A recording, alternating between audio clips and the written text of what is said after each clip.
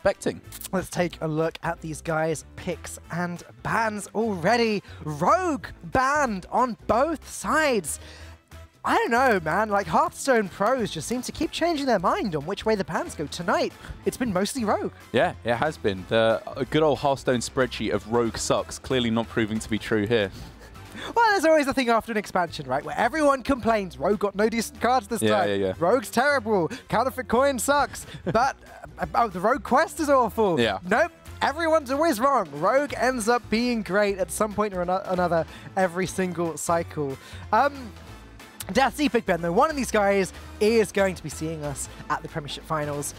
It's so nice saying BigBen and not XL3EN. Oh, God, it's so much nicer, isn't it? BigBen is very good branding choice, Ben. I approve. Deathsie, my first ever cast here, actually, my first ever studio cast, wow. a year and a half ago, something like that, was actually with Deathsie and Munchkins here. So I have, fond memories of that with him. How cute. And now we're going to watch Ben kick his butt. Wow. I mean, we don't know that. It's exact same lineup in terms of classes from both these players. The butt kicking is still to be decided upon. I'm kidding, of course. Both of these guys are incredibly great players. I also have nice memories with Ben. I really like both of these guys. And we don't have to be sad, because although one of them will lose, one of them qualifies. This is happy match. Sad match comes a little bit later on. You were saying you like those ones most of all, where someone gets sent home. That's like a guilty pleasure. I have to, to pretend I prefer the qualification. Oh yeah, that thing of where you pretend to be the nice happy caster, but you actually love just kind of torturing kittens. Right. Oh no, spilt group secrets. Gonna have to have words with you later on. Anyways, what type of Warlock do you expect to see from these guys then? I don't know, man. I mean, from George C, like I was saying, the tide is definitely shifting more towards Zoo, is the main thing in my prediction of what Warlock is going to be here. But George C having great success week after week with his kind of very anti-aggro control Warlock.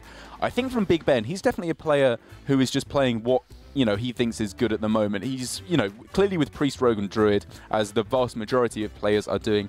And then with the Warlock on top, I think, he's mostly going to be going for the Zoo Warlock. It's not too difficult to play, and it has great success if you tech it the right way. I think the main thing with Zoo is just how you're building it, whether you want to include Blood Reaver Gul'dan or, any other minions along the way. Now, I've got to ask you something, Derek. Because you've been here, you've been casting everything in the Prem so far. Literally everything. Have we seen any Big Priest? I don't think we have seen any Big Priest. It kind of just, it wasn't really that popular towards the start. Do you like Big Priest from BigBen? I'd like to see Big Priest, Big Druid, and Big Warlock from BigBen. We're going to find out any moment now. Game number 1, match 4 of the day, coming up right now. Match 3 of the day. Just nicely done. It's a match of the day. We got Big! Wow, it is actually Big Druid. Sick prediction skills there, mate. I rate 8 out of 8. Give yourself a congratulatory call. Apologies. It's like I had inside information, but on this occasion, genuinely didn't. But I'm very happy to see Big Druid. Me too. I'd give you a pat on the back, mostly just to stop you from choking to death. Thank you. But it's a pretty good start to get things going for Deathsie, however, with Prince Keleseth right out the gate. Obviously, you're keeping that insane card to open things up.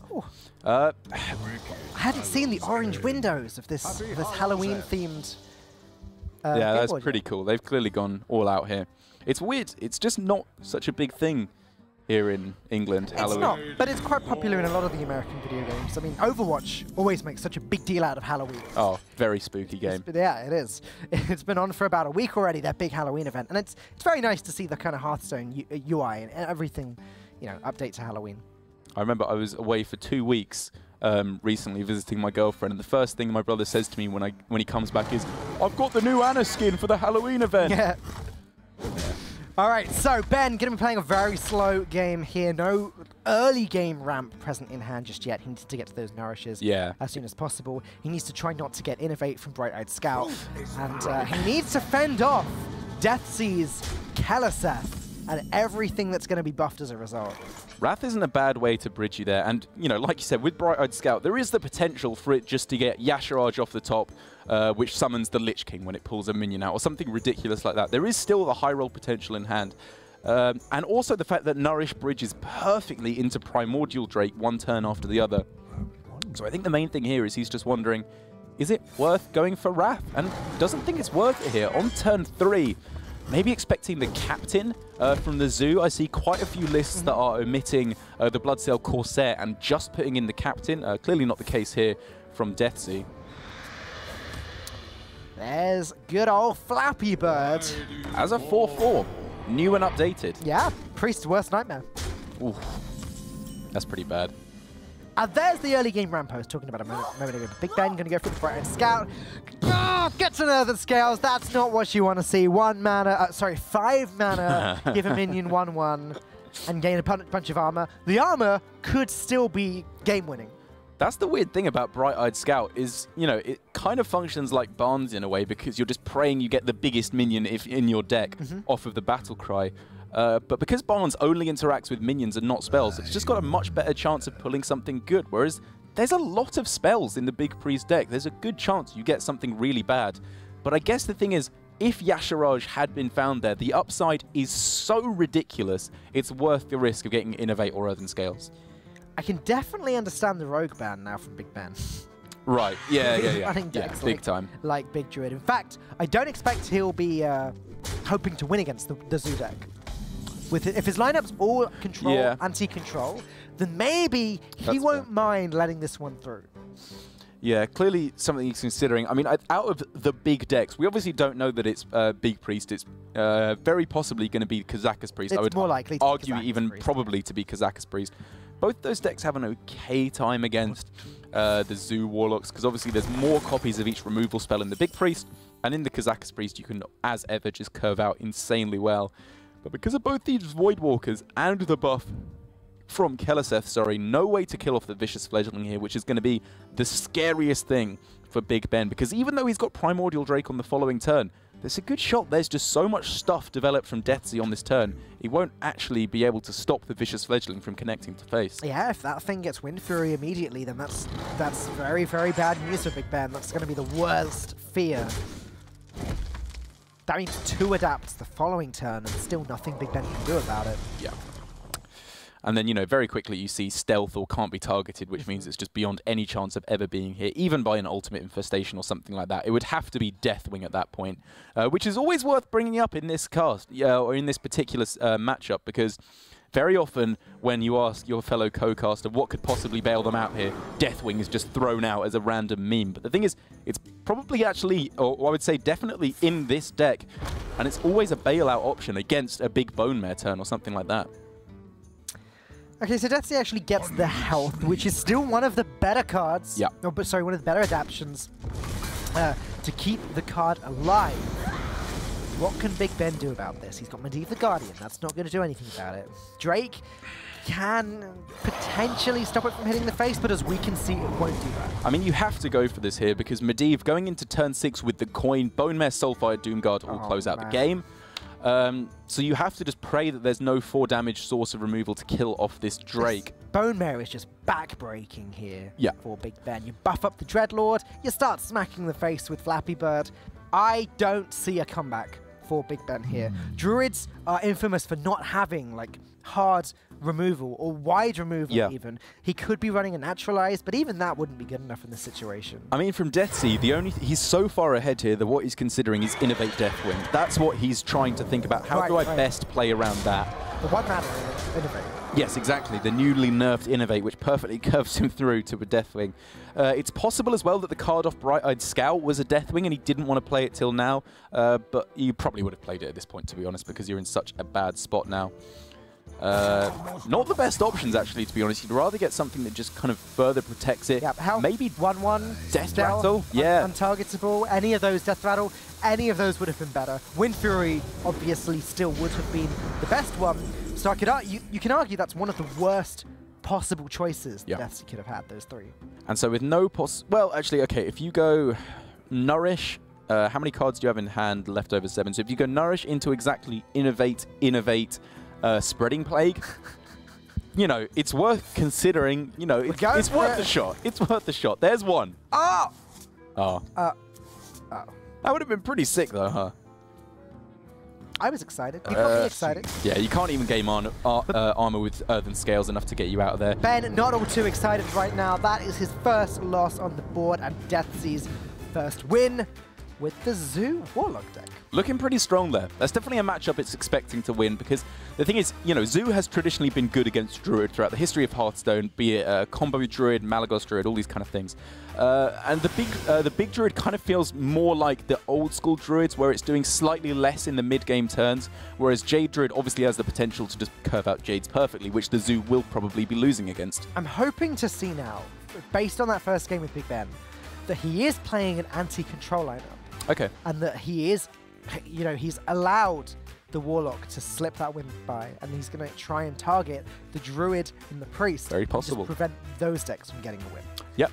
Very, very possible. If he's got Big Priest, Big Druid, both of those have a pretty good chance against Kazakus Priest or Jade Druid, I suppose, because they just get too many things down early on. Even a heavily teched Highlander Priest. Yeah, sure. Can beat. Obviously, there is the element of if your opponent draws the combo pieces before you do, you probably lose anyway, but what's this? Well, if you give yourself the highest amount of draw possible, then... It's Dragon Priest from Deathsie. Ooh, we're seeing 2 copies of this deck already so far tonight in the ESL. That's not good for Ben. Yeah. He's hoping for a control deck. I haven't thought about this matchup. I'm going to be honest with you, what with the Dragon Priest having been a fairly new deck, but it feels to me like it's going to be pretty similar to the Kazakus Priest, where you're spending, or just with any kind of Druid, you're spending all your turns just using your mana to ramp up cards, and because of that, if the Priest can get an aggressive start as possible, it can just punish the Druid for spending its turns ramping and just close out the game with powerful minions on curve. It's amazing what a couple of good ladder performances can do for a deck's popularity, isn't it? Because Dragon Priest just seems to have exploded overnight. Yeah. I only really saw people talking about the deck this morning. So luckily I looked into it a little bit today, and now I seem to have been rewarded. It's kind of similar to Kazakus Priest, because after Hunter Ace won the Rat Race with his, you know, stellar performance with Kazakus Priest, it absolutely exploded in terms of ladder performance, or just ladder representation. And players after that were saying, you know, it's maybe not as good as people think in tournaments or ladder. It's, you know, I don't think anyone's disputing it's a fantastic deck, but just how good and prevalent Jade Druid is at the moment, if teched correctly, kind of shuts down a lot of Kazakus Priest's options. I wonder. All right, it looks like next turn we're going to see attempt number 2 of the Bright-Eyed Scout. Maybe not next turn, actually. Oh, yeah, no, next turn. Yeah, probably. I mean, there's a lot...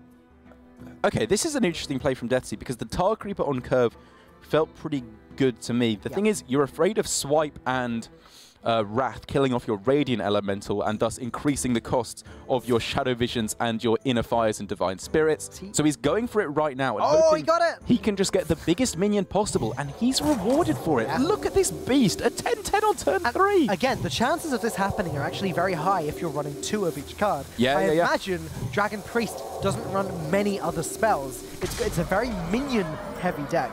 So, it's not too shocking that this paid off for Deathsie, but yeah, he got there. And how on earth does BigBen deal with a 10-10 on turn 4? You don't, most likely. Naturalize. You can, that's it, right? Yeah, Naturalize. Maybe Spellbreaker's in the deck, but that's probably not all that likely. Deathwing off of the Bright-Eyed Scout could give him a very good shot, actually. But then he loses his hand. He does lose his hand, but you're kind of relying in the big Druid. I mean, it's not quite as extreme as the Astral Communion Druids, but your top decking potential is pretty good with double Ultimate Infestation, Nourish, and obviously the big. It's much worse when you're on turn 6, though, and you're having to start top decking. Right, yeah, fair enough. If your top deck is Ultimate Infestation, good point. Then great, can't play anything. Next turn you draw Ysera, great, can't play anything, you know? So it's a little bit scary. Well, it's actually a lot scary. That Radiant Elemental is terrifying. I think you've just got to meme your way through to a victory. Oh, yeah, Deathwing is picked up off the Bright-Eyed Scout! What is going on right now? That's absurd. And Deathsie can't afford to assume it's that. I think he's just going to be throwing down the Tar Creeper. And the Northshire Cleric maybe as well? If he plays both, then BigBen has a way back into this game. Maybe, I mean, maybe you prepare for the Deathwing, but maybe you're also preparing for, like, I don't know, Primordial Drake, which could have been the minion you get there. I don't know. This... Unbelievable. I mean, okay, I guess the thing is for Deathsie, he's in such a good spot from his point of view. You just need to make sure if Deathwing does come down, you're still in an okay position to take the game. And that is going to be the card that's coming down. Deathsie throwing it all down, just saying he hasn't got it. This is unbelievable! Fist pump from BigBen. He knows he's got him. Okay, losing, that would have been a fantastic draw next turn. Yeah. Unfortunately, obviously you play the Earthen Scales first. There's no reason not to. You're throwing out the coin regardless. Okay, big shock coming up for Deathsie right now. Round of applause from him. Kappa // in the chat, please. He is hoping to see a Shadow Word Death right now. Doesn't get the reward. So in this game, we saw a 10-10 on turn 3 and a 12-12 on turn 5. Well, GG, I love Hearthstone. I mean, you know, it's rich of Deathsie to do his round of applause when his was arguably just as ridiculous. Yeah. And it was, you know, I think from Deathsie, it's not worth playing around Deathwing. Maybe you're so far ahead that it was worth to go for it here. I mean, now he's realizing if he goes with Dragon Adoptive, that's not a winning play. He instead needs to get Shadow Word Death as quickly as possible. But if this is Mitsuhide's list, which seems to be the most popular one at the moment, there's only one death. And that Deathwing has dealt its first 12 damage, 13 including the face. Next turn, that's just lethal if Deathsie doesn't heal. Right, yeah. There is the potential for hero power, but I think he's just got to go for Dragon Adoptive. Naturalize or Earthen Scales, bail him out there. Okay. There's an Earthen Scales, and maybe you can't go for it. I mean, if your opponent, you need to just go for it. Well, I think you maybe just have to be... I mean, yeah, he is dead if he doesn't go for it, obviously, but from his point of view... He's still got 4 health. Yeah, right? You need to just pray your opponent has got Innovate as that card. They have to have got the worst option it's possible to get, and then maybe Primordial Drake can buy you a turn. I don't know. I mean, even the Dragonfire Potion obviously doesn't hit the actual Deathwing. Yeah, that's a pretty useless card at the moment. Goes with the Earthen Scales. Maybe he's... I didn't play it, that's it. He's hoping for Lyra. Game over! Wow. BigBen gonna deal 17 damage right now, directly to Deathsie's noggin. We're gonna be 1-1 on the board, and I cannot wait to see what else BigBen has brought today. I mean, I don't think there's any doubt at this point that BigBen has earned the moniker of big in his name. He's clearly proved himself to be big, and at this point, he's kind of having the same effect on me with this play. Even if the clock itself or the tower isn't going to be going off for the next few years, BigBen certainly has gone off this game. He went off bigly.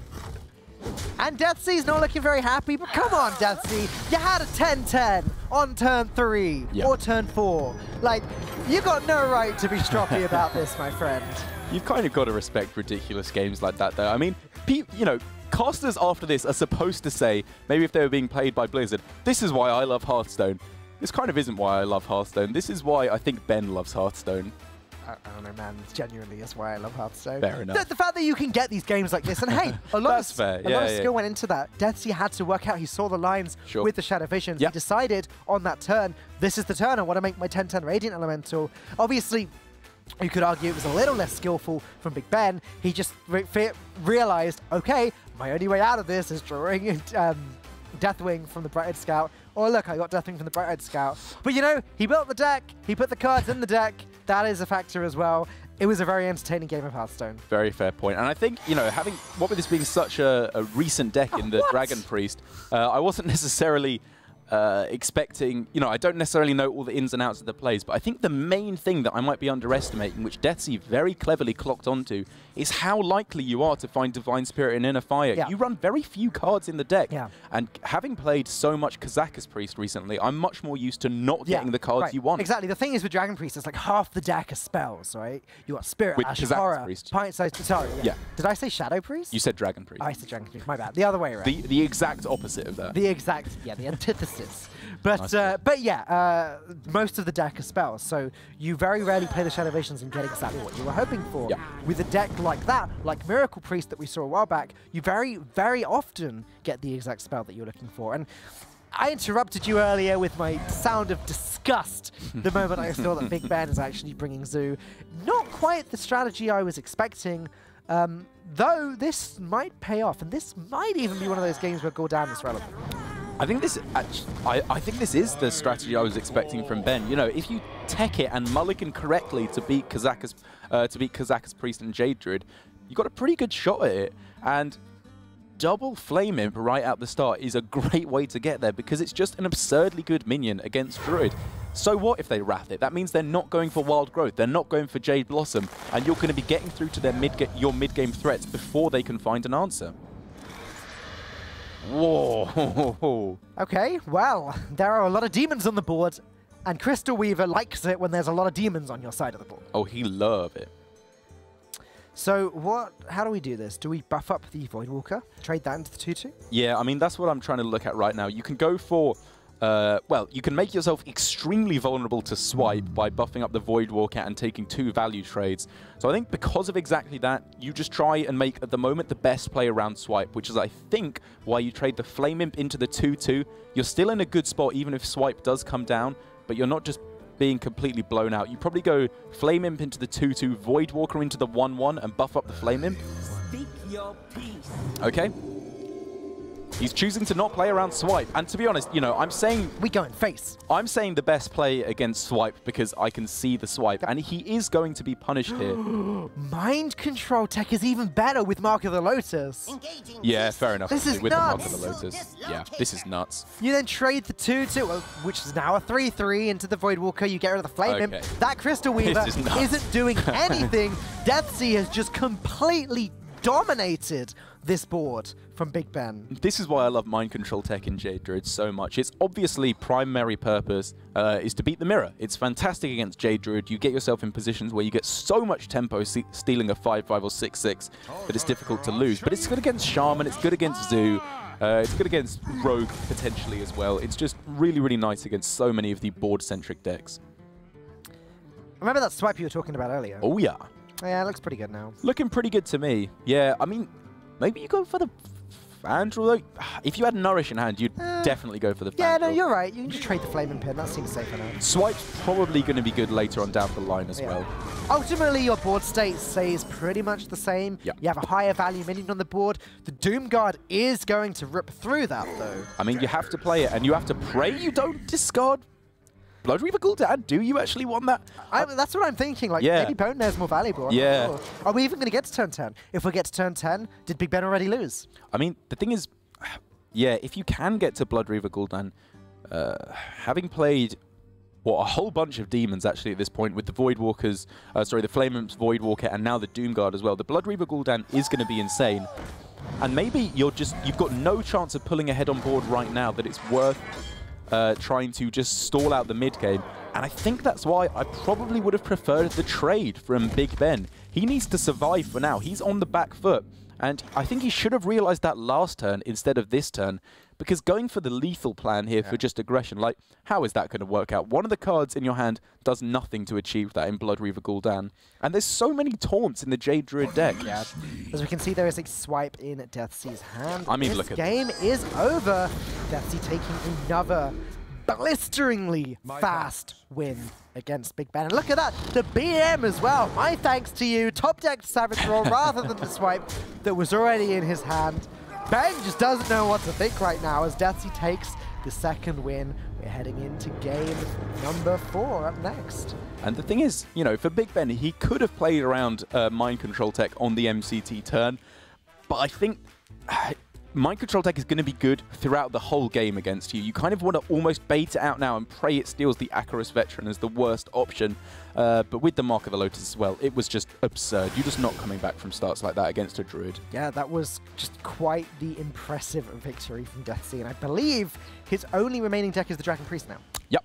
Just needs to get a win with the Dragon Priest against, Zoo and probably Kazakus Priest? Well, Kazakus or Dragon, it's almost been 50-50 tonight. Or Big, or Silence. Yeah, I mean, there are actually a lot of viable-ish Priest.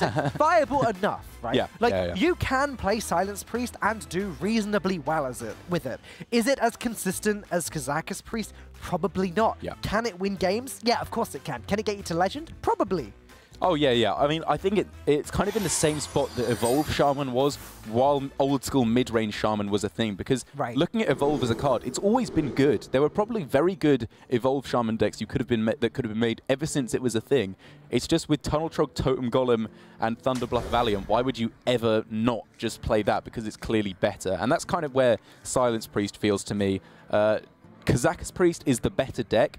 And it's probably even more in direct comparison to Dragon Priest, which is probably just a better version of Silence Priest at the moment. And, you know, looking at this matchup specifically, I do feel as though the Dragon Priest has the edge. I think that's always been the case with Dragon Priest decks versus Zoo Warlock decks. It's a good start from Ben, though. It's a good start from Ben. It's a pretty insane start, I would argue, from Deathsie. However, like, BigBen is going to have to pull so far ahead here to be able to take value trades on some of the minions from Deathsie, because, you know, against the Priest, against the Dragon Priest, you want to be killing stuff off before Divine Spirit, Cabal Talon Priest, Shadow Power Word Shield start coming down, and you're just never going to be wrestling the board back.